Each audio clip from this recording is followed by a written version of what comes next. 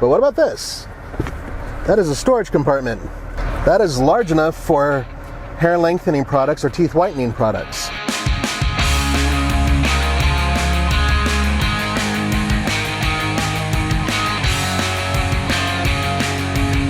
Howdy folks, Nathan here with the Fast Lane truck, and behind me is the 2020 Chevy Silverado HD. It's the high country version, so it's highly luxurious. Here's the question, what's new about the truck? Well, we're going to show you everything we can, including measurements. Let's start with the key fob. Now, it's pretty simple, but you might notice 2 clicks, 1, 2, to lower the tailgate. And this is how you can help it get back up. That's right, help. It is electrically assisted. A little bit of a lift, and it goes back up. You can also push this, and it lowers. And push it, and it rises. Now this is the high country version of the heavy duty, which means lots of chrome. Now if you get different trims, you get various amounts of chrome, or basically a chrome delete, depending on what you decide to get. Here's one component that's unique, and that's the fact that it has a functional hood scoop.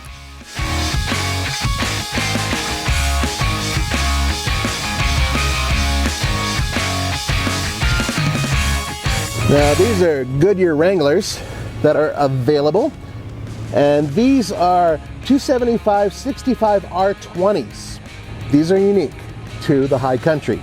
Now let's talk about the side step. Now this stays extended. I know on some trucks they retract and others they move around, but this one stays as is. However, you also have this integrated bed step, and this allows you access to the bed. Ta-da! Access. Now another thing that General Motors has done is this, and they've been doing it for a while, an integrated bumper step.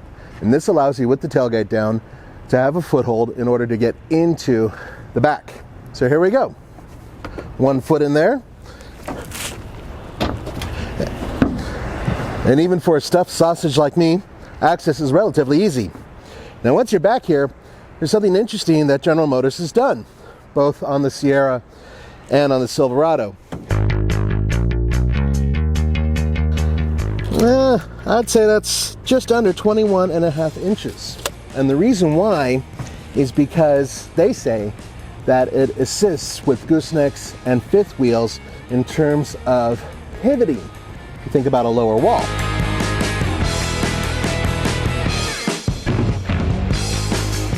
Now what about bed lengths? The 2500 with the crew cab comes in 2 different bed lengths, either 80.2 inches or 96.3 inches. All right, there's a lot of details to the bed of this HD, including just in the walls alone, there are 12 different places for tie downs.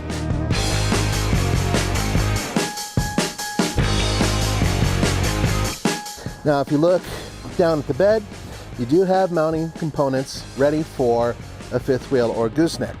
Also, you have all of your trailer hookups right here for your fifth wheel or gooseneck, and on this side, you have a 110 outlet. The bed also has lighting. There's 2 there, and there's additional lighting up here. Now, obviously, there are additional tow hookups right here. Look at that. Now these are for the cameras. And then this down here, obviously, trailer brake controller. Now I know you were asking, what about towing?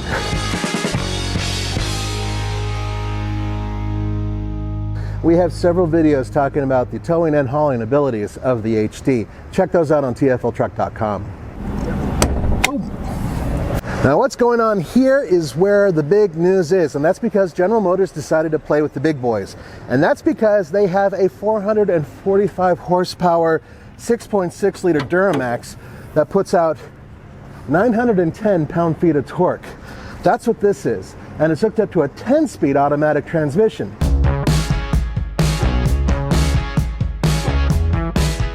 Okay, now that we're inside, we're going to look at the materials and the overall layout. We're going to do a few measurements, and we're going to show you how everything works.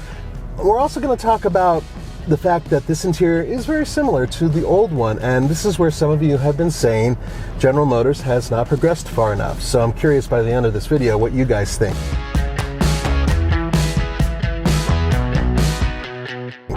All right, let's start with the materials in general. Now, this is the high country version. As such, it has leather everywhere.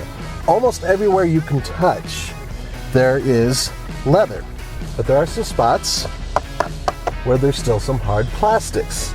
Now, they do have an interesting color up here, which is plastic, and it surrounds the infotainment system. The infotainment system has an 8-inch multifunction screen. So let's talk about the layouts of the controls. They're very similar to what they were before. However, there is one big difference, and that is this right here. Brake controller. If you're going to buy a heavy-duty vehicle, most likely you'll be using this quite a lot. Now, this used to be over the left knee, and just like almost every other automaker, General Motors has moved it over here, which is a pretty logical location, right? Let's talk about the rest of the controls in this area, because everything from seat controls, your HVAC system, obviously dual zone, you have exhaust brake, lane departure control, parking sensor assist. This is actually going to allow you to lower and lift your tailgate. Hazard, traction control. You have to toggle this in order to use your outlets. Now let's move on to the other controls that are down here. Obviously, everything from MP3 hookups to, as I mentioned before, outlets. This is very similar to the former model. Now, let's move our way down here where you do have wireless charging. And it's big enough for an iPhone with a case. And this area here also seems to have a little bit of space for an extra iPhone or cell phone or two. And then this spot here, which isn't really for charging, but is just big enough for my iPhone at least.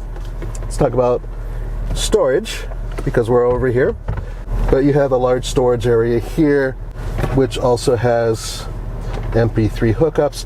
There are a lot of switches here on the left side, and this is a four-wheel drive truck, so it does have controls here, but let's go over them. First, tow mode. In order to go into tow mode, this toggle switch you trigger to the left, and it'll show you that it is in tow mode. Now let's say you want to go off-road. You toggle it to the right, and then you choose from normal mode to off-road mode. There you go. Now you're in off-road mode. That just changed the mapping, but then you still have to actuate whether or not you want to go into auto, which will basically have your front end ready to go whenever it detects slip. So it works kind of like an all-wheel drive system. However, if you wanted to maintain full-time four-wheel drive, then you can go into 4 high, 4 low. Now in order to go into 4 low, you have to shift into neutral. So I am in neutral, and there we go. We're in 4 low. Now in order to go back to 2 high, you have to work your way backwards. So I'm now in neutral, go back to 4 high, and now I can go back into drive, and it'll simply go back into 2-wheel drive when you tell it to. Now earlier we were talking about the bed lights, and here's the control for them. Boom. All right, there are a bunch of controls available for the infotainment system. Obviously you have your XM radio, but let's go on to something that I think will interest you guys, trailering. Now, this is interesting because this actually tells the system what you're towing. Between that and the camera, the vehicle is able to figure out exactly what you're towing, what the distance and what the weight can be, and it adjusts its overall driving characteristics based on what it sees here.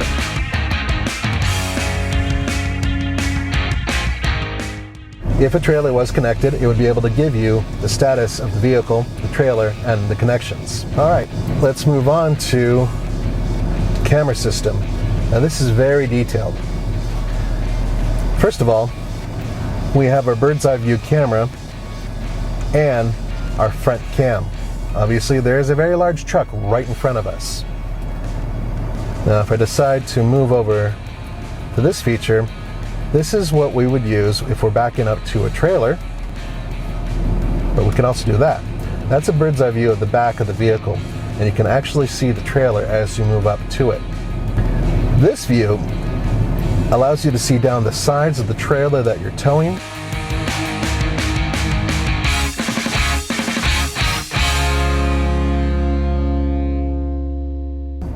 And it's able to help you navigate through parking areas. This is specifically one side of the vehicle. So here's your bird's eye view, and it is currently showing front sides of the vehicle, both sides.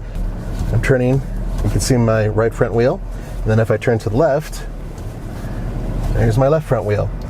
Once again, for navigating around tight obstacles, parking lots, and what have you. Now if I hit this button, that's the rear sides of the vehicle, looking straight down the right side and the left side. In case you need to see your cargo load, that's your cargo cam. Now bear in mind that a lot of these cameras serve double duty and actually can shoot in two different angles, which is why it seems like there's so many around the vehicle. There's also this. That is your tow hitch right there. That clearly shows you when you're pulling up to whatever trailer you're trying to tow.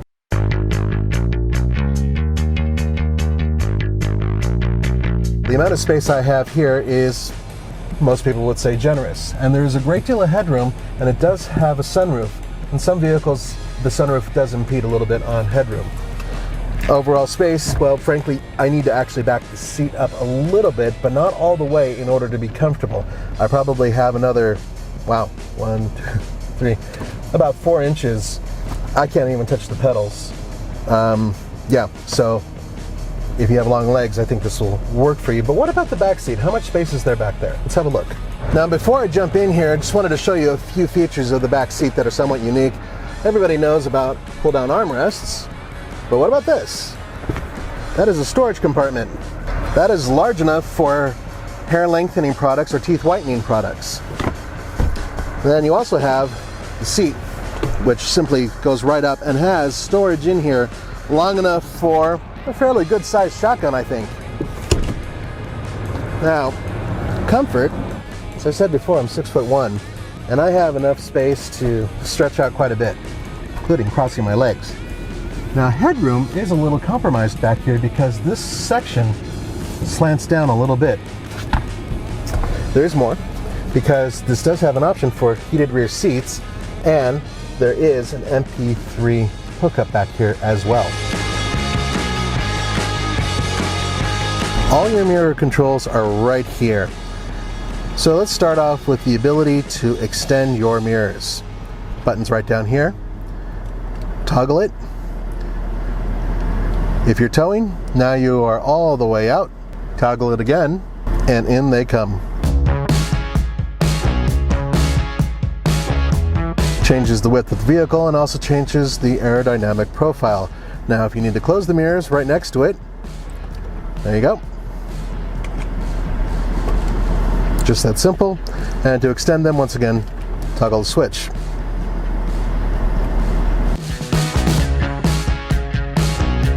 Well, there you go. We wanted to give you a detailed look at the truck so you can see all the bits and pieces. Let us know below. We're curious to what your perspective is. For the Fast Lane Truck, this is Nathan. I'll see you next time.